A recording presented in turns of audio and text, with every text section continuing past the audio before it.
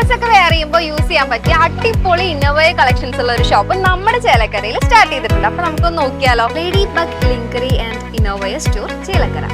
ഫോട്ടോഷൂട്ടും modelling ഒക്കെ ചെയ്യുന്നവർക്ക് useful ആയിട്ടുള്ള ഇൻവിസിബിൾ ബ്രാ, പിന്നെ ബിഗിനേഴ്സിന് പറ്റിയ സ്പോർട്സ് ബ്രാ, അതിൽ തന്നെ push up, non push up, seamless, full covered കളക്ഷൻസും ഇവിടെയുണ്ട്. പിന്നെ ഇമ്പോർട്ടഡ് ക്വാളിറ്റിയിലുള്ള ബ്രാലെറ്റ്സ്, പാൻറ്റീസിലും ഒരുപാട് വെറൈറ്റി കളക്ഷൻസ് ഉണ്ട് കേട്ടോ. പിന്നെ വെസ്റ്റേൺ ഡ്രസ്സിനൊക്കെ മാച്ച് ആവുന്ന ഫുൾ ആൻഡ് ഹാഫ് സ്ലിപ്സ്, അതുപോലെ തന്നെ ട്രെൻഡിങ് ആയിട്ടുള്ള കോട്ട് സെറ്റ്സും ഇവിടെയുണ്ട് കേട്ടോ. പിന്നെ സാരി കൊടുക്കുമ്പോൾ പെർഫെക്റ്റ് ഷേപ്പ് വരുന്ന ബട്ടക്സ് പാഡ്സും ഷേപ്പ് സ്കേർട്സും ഇവിടെയുണ്ട്. നമ്മുടെ ലൊക്കേഷൻ വരുന്നത് near Chelakkara police station, opposite save mart supermarket. Vaniyamkulam മനൈ തെലുങ്ക് ചെട്ടിയാർ മാരിയമ്മൻ പൂജ മഹോത്സവത്തിന്റെ ഭാഗമായി നടന്ന നഗരപ്രദക്ഷിണ ഘോഷയാത്രകൾ ഭക്തിസാന്ദ്രമായി. 3 ഗജവീരന്മാർ ഘോഷയാത്രയ്ക്ക് മാറ്റുകൂട്ടി.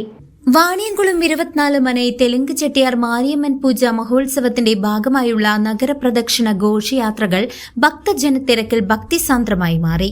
3 ഗജവീരന്മാരെ അണിനിരത്തിയാണ് തിങ്കളാഴ്ച രാവിലെയും വൈകിട്ടും നഗരപ്രദക്ഷിണം നടന്നത്. കഴിഞ്ഞ വെള്ളിയാഴ്ച രാത്രി കൊടിയേറ്റ് ചടങ്ങുകളോടെ ആരംഭിച്ച പൂജാ മഹോത്സവം ബുധനാഴ്ചയാണ് അവസാനിക്കുക. ഞായറാഴ്ച രാവിലെ 8-ന് പുലാച്ചിത്ര മുരുകൻ കോവിലിൽ നിന്നും തീർത്ഥക്കുടങ്ങൾ വഹിച്ചുകൊണ്ടുള്ള ഘോഷയാത്രയോടെയാണ് പ്രധാന ചടങ്ങുകൾക്ക് തുടക്കമായത്. തിങ്കളാഴ്ച രാവിലെ നാദസ്വരം, 3 ഗജവീരന്മാർ, മേളം, തപ്പാട്ടം എന്നിവയുടെ അകമ്പടിയോടെ കൂനത്തറ മാരിയമ്മൻ ക്ഷേത്രത്തിൽ നിന്നും വാണിയംകുളത്തെ ക്ഷേത്രത്തിലേക്കുള്ള എഴുന്നള്ളിപ്പ് നടന്നു. വൈകിട്ട് 3 ആനകൾ, നാദസ്വരം, അഗ്നിച്ചട്ടി, പമ്പാമേളം എന്നിവയോടുകൂടി വമ്പി നഗരപ്രദക്ഷിണമുണ്ടായി. ഗജവീരൻ പാമ്പാടി മഹാദേവൻ തിടമ്പേറ്റിയപ്പോൾ മനിശ്ശേരി രാജേന്ദ്രൻ, കീഴൂട്ട് ശ്രീകണ്ഠൻ എന്നിവർ കൂട്ടാനകളായി അണിനിരന്നു.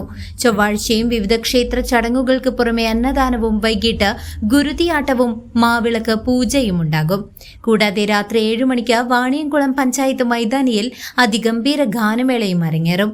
ബുധനാഴ്ച വൈകിട്ട് വിളക്ക് പൂജയ്ക്ക് ശേഷം വിവിധ വാദ്യങ്ങളുടെ അകമ്പടിയോടെ ഘോഷയാത്രയായി കൂനത്തറയിൽ കരകങ്ങൾ നിമഞ്ജനം ചെയ്യുന്നതോടെ ഈ വർഷത്തെ പൂജാ മഹോത്സവത്തിന് സമാപനമാകും. News desk CCV.